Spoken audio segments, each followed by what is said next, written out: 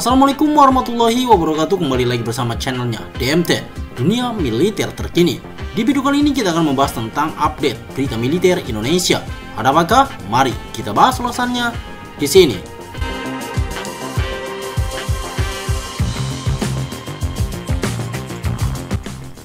Pada 10 Februari 2022, Indonesia melakukan kesepakatan bersejarah dengan memesan 42 unit jet tempur Rafale.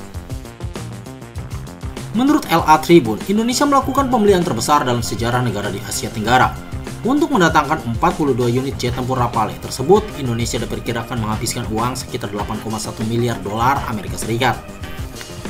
Tak hanya itu saja, Indonesia juga memiliki opsi di masa depan untuk terus mendapatkan jet tempur ini. Bahkan, Prancis memberikan opsi kepada Indonesia untuk mendapatkan transfer teknologi. Nantinya, 42 Rafale harus dikirim sebelum Indonesia dapat memperoleh kapasitas produksi. Artinya, jika Indonesia membeli 3 skadron lagi, transfer teknologi bisa terjadi.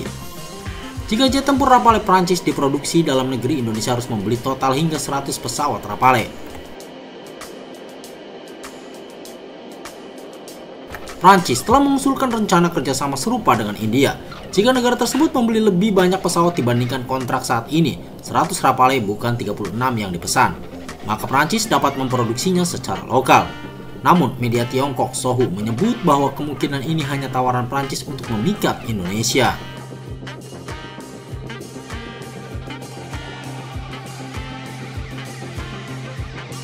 Menurut laporan media Tiongkok tersebut, industri penerbangan Indonesia memang mampu memproduksi pesawat angkut dan patroli dasar serta helikopter serbaguna.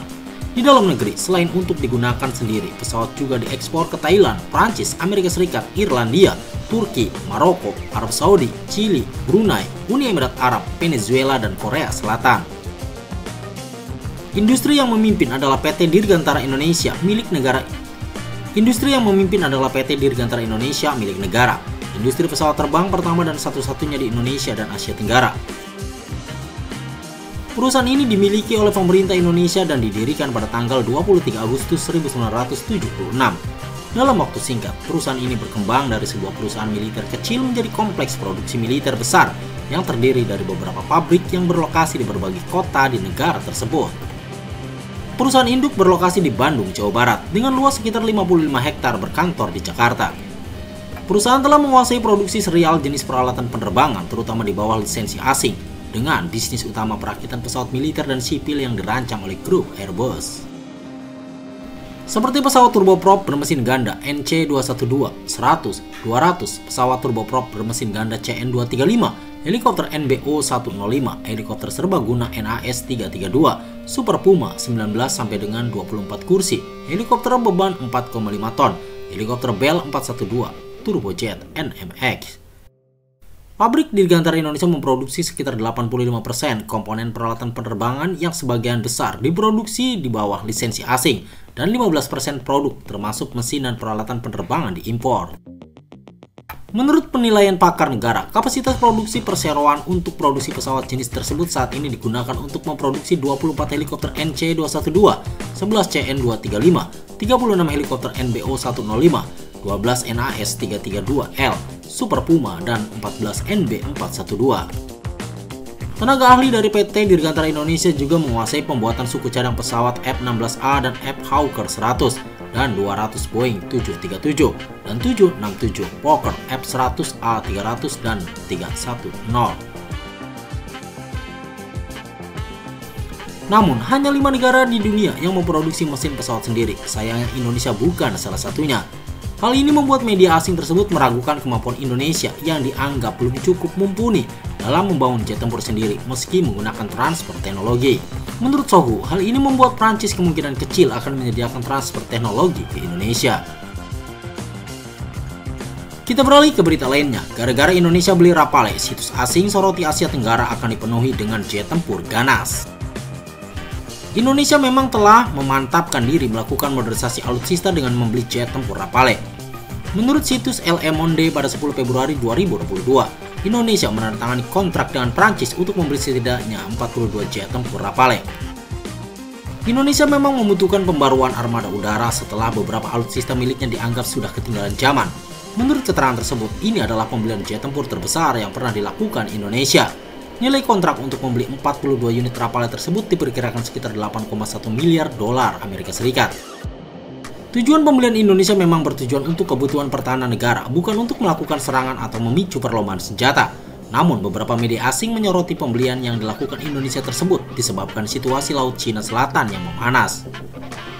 Menurut keterangan situs berita Jauh Bau, situasi di Laut Cina Selatan yang terus meningkat menyebabkan negara-negara Asia Tenggara memperbaharui armada tempur lama mereka yang akan memberikan peluang bisnis tak terbatas bagi produsen senjata. Coffrey, kepala analis di IHS, sebuah lembaga pemikir Inggris, mengatakan dalam sebuah laporan. Meningkatnya ketegangan di kawasan Asia Pasifik telah menyebabkan banyak negara mengangkat proses modernisasi militer yang telah lama terhenti ke dalam agenda politik mereka, katanya.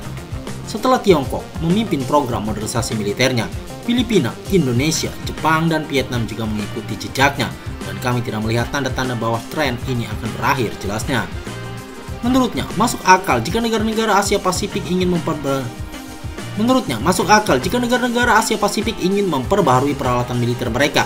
Perusahaan-perusahaan senjata Amerika Serikat mendominasi pasar Asia Tenggara pada tahun 1980-an dan 1990-an harus mendapatkan keuntungan. Namun, mereka kini menghadapi persaingan yang sangat ketat dan pengetatan anggaran yang berulang kali dilakukan oleh berbagai pihak negara. Indonesia yang memiliki jet tempur F-16 yang lebih tua awalnya berencana membeli jet tempur Su-35 dari Rusia untuk mensubsidi jet tempur Su-30 miliknya. Namun, situasi berubah akibat ancaman sanksi CATSA. Indonesia akhirnya memutuskan membeli Rafale. Pembelian Rafale tersebut juga membuat beberapa negara mengikuti Indonesia dalam melakukan pembelian jet tempur. Seperti Singapura yang melakukan pembelian F-35 dari Lockheed Martin, Amerika Serikat. Malaysia akhirnya siap memperbaharui jet tempur MiG-29 buatan Rusia era 1990-an.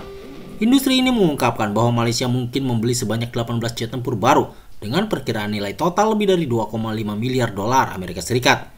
Malaysia termasuk SAAB JAS 39 Gripen dari Swedia, Typhoon dari Aero Victor, dan jet tempur Sukhoi Su-30 Rusia, serta jet tempur JF-17 yang dikembangkan bersama oleh Tiongkok dan Pakistan. Vietnam telah mengadakan pembicaraan awal dengan SAAB Group dan South SA dan sedang bersiap untuk membeli setidaknya 12 jet tempur dari perusahaan-perusahaan tersebut. Orang dalam industri lainnya menunjukkan bahwa Vietnam juga sedang bernegosiasi dengan Moskow untuk membeli beberapa jet tempur Su-35. Kemudian Thailand yang juga sudah memiliki jet tempur F-5 dan F-16 Amerika telah menambahkan beberapa jet tempur Gripen Swedia dan mungkin membeli lebih banyak jet tempur serupa di masa depan.